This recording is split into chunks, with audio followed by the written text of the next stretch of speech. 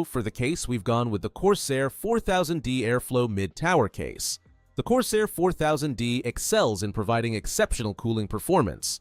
Its high airflow steel front panel, designed with wide ventilation channels, ensures that your components stay cool even under heavy loads. The case supports up to 6 120mm or 4 140mm cooling fans, and it can accommodate multiple radiators, including a 360mm radiator in the front and a 280mm radiator on the top. Building inside the 4000D Airflow is straightforward, thanks to the Corsair Rapid Route Cable Management System, which offers a spacious 25mm of space behind the motherboard for clean cable routing. The tempered glass side panel allows for an attractive display of your components and RGB lighting.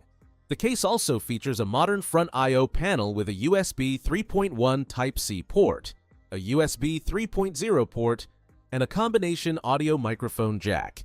Although the side panels can be a bit tricky to handle, the overall build quality and cooling potential make the Corsair 4000D Airflow a solid choice for budget-conscious builders. And finally, we now need